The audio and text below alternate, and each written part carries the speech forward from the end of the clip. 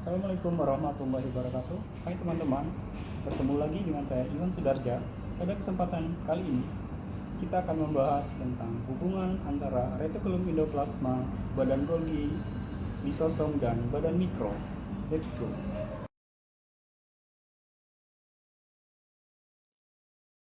Seperti judul video pada kali ini, kita akan melihat apa itu hubungan antara retikulum endoplasma, badan Golgi, lisosom, dan badan mikro. Namun sebelumnya, kita akan memulai terlebih dahulu dari sel. Apa itu yang dimaksud dengan sel? Sel merupakan bagian atau bentuk terkecil dari organisme, terdiri dari atas satu atau lebih inti, protoplasma, dan zat-zat mati yang dikelilingi oleh selaput sel. Sel mempunyai bagian dinding sel, membran, sitoplasma, nukleus, di mana di dalam sitoplasma terdapat retikulum endoplasma, ribosom, mitokondria, badan Golgi, lisosom, dan vakuola. Selanjutnya, kita akan melihat apa yang dimaksud dengan retikulum endoplasma. Retikulum endoplasma adalah sebuah organel yang berbentuk anyaman membran yang rumit seperti jala.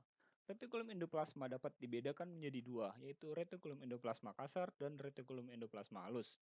Dan retikulum endoplasma memiliki tiga bentuk utama, yaitu berbentuk kantong pipih atau sisterna, berbentuk pipa atau tubulus, dan berbentuk gelembung atau vesikula. Selanjutnya, apa yang dimaksud dengan badan Golgi? Badan Golgi adalah organel yang dikaitkan dengan fungsi sekresi, ekskresi pada sel. Strukturnya dapat kita lihat pada hampir semua sel eukariotik dan banyak dijumpai pada organ tubuh yang melaksanakan fungsi ekskresi, misalnya saja ginjal. Apa yang dimaksud dengan lisosom? Lisosom merupakan sel, organel sel yang berupa kantong terikat membran dan berisi enzim hidrolitik. Lisosom mengandung lebih dari 40 jenis enzim hidrolitik, terutama hidrolitik asam. Terutama itu ada glikosidase, fosfolipase, protease, nuklease, lipase, dan sulfatase. Selanjutnya, kita juga akan melihat apa itu yang disebut dengan badan mikro. Badan mikro umumnya terdiri dari dua, yaitu peroksisom dan glikosisom.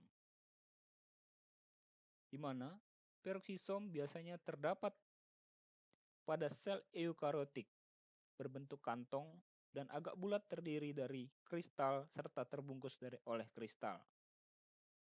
Fungsi dari peroksisom yaitu untuk menghasilkan enzim katalase dan oksidase,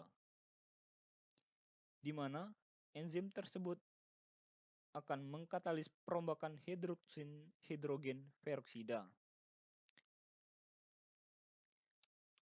Sedangkan glikosisom terdapat pada tumbuhan. Fungsinya adalah untuk mengoksidasi asam lemak menjadi gula untuk pertumbuhan tanaman. Lantas apa hubungan atau korelasi antara retikulum endoplasma, badan Golgi, lisosom, dan badan mikro?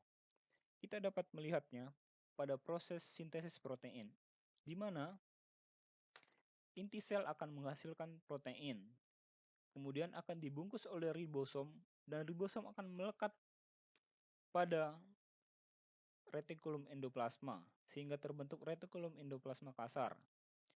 Kemudian setelah ditampung oleh retikulum endoplasma, akan disalurkan oleh retikulum endoplasma ke badan Golgi, di mana di badan Golgi akan ditambahkan glikosalat, sehingga terbentuklah glikoprotein untuk dibawa keluar sel dan digunakan.